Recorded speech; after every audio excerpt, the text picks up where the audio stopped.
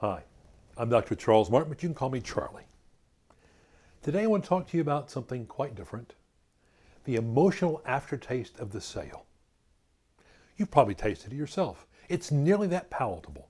Sometimes you savor it, it's sweet, it leaves an emotional aftertaste to be relished like a fine Cabernet. This is the sale case presentation gone right. Sometimes the emotional aftertaste is entirely different. Sometimes it feels like you've flown up in your mouth from the sales experience. What makes the difference? Good news. It's how you, as the seller, approach the entire process of selling. At once powerfully, you know the answer to the question, why do people hate to be sold? When you can answer that question exactly, you have the key to the secret formula for off-the-charts persuasion success and more of your patients saying yes. Now, what if I gave you the answer right now? What would that be worth to you? I know, a lot. I'm going to do it anyway. Let's look at a typical situation with a buyer and a seller. A seller is ready and eager to get you to say yes. A buyer's not all that interested at first until something catches his eye. The seller launches into his sales spiel. He's selling by a process he's developed or been taught or just off the seat of his pants. The buyer, meanwhile, launches into how he buys. He has a way to buy, usually unconscious to even him. How often do you feel these match naturally? Can you hear the sound of sales friction like fingernails on a chalkboard when they don't? Can you see the unwelcome picture of it all in your mind, recalling all the times you had to suffer through the sales clods, unprofessional attempts to sell you? It isn't pretty. Oh, sure, the social graces kick in and prevent meltdowns and outright violence. But how much better could it be? How much better should it be? Buyers want to buy, yet they have their own experiences and the experience of others that have taught them to be on guard against being taken advantage of, or paying too much, or making the wrong choice. Yet the buyer wants to be able to trust the salesperson, the dentist, whoever it may be. It's a real chore to be on guard all the time. You probably felt it. This is the reason that the second sale is easier to make after you as a seller, a doctor, have successfully delivered what you promised. The buyer has come to trust you more. The entire sales process goes more smoothly and more comfortably for both parties. Buyers want trusted sales guides who have their interests at heart. And you do have their interests at heart, right? I hope so. Buyers start out with questions, statements, and indication of interest with their body language. These sales hints are often masked, disguised, or hidden.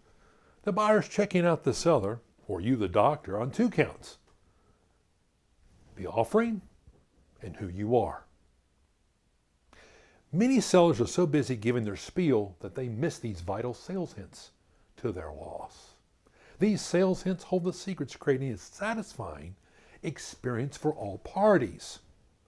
Like so many things, the failure to communicate occurs when the seller doesn't match the way the buyer buys. You get sales fizzle instead of sales sizzle. The buyer gets uncomfortable. It shows. In some cases, the seller, sensing that sale is going the wrong way, increases the speed and volume of language. The buyer is doing the internal squirm. It's as if the seller thinks he can just get the client to listen to his words, then the client will be able to listen to the little voices in his head, getting progressively louder, finally going off and booming salvos of negativity, screaming to get out of there.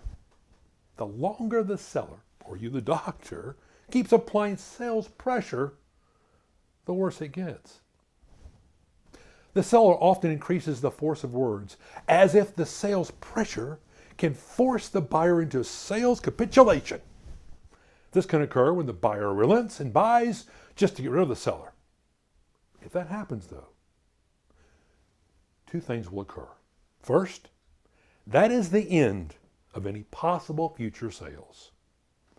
Second, The emotional aftertaste of the sale will ferment into a powerful sales poison that kills the reputation of you, the doctor, in the mind of all that hear this special brand of buyer's remorse.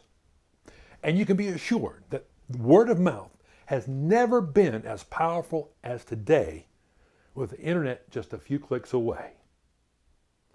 When more is at stake in a sales decision than just buying to get rid of the seller seldom occurs. The buyer just moves away from the seller as quickly as possible, reminding all that will listen that this seller is a pox upon the buying world. Sales events seldom get this abusive or aberrative.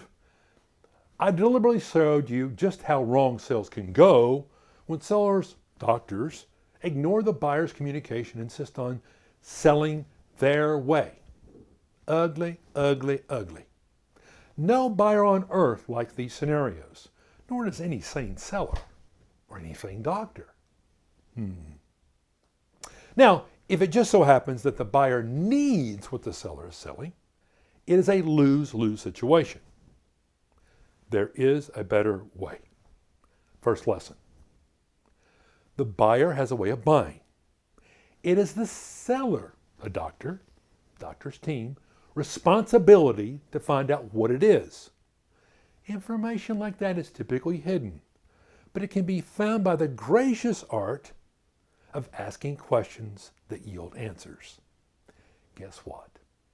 Virtually every patient, buyer, wants to have the seller, doctor, team, find his way of buying.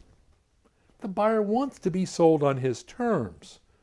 That way he feels like he's buying, not being sold. And you've heard it before, I'll say it again. People love to buy and hate being sold.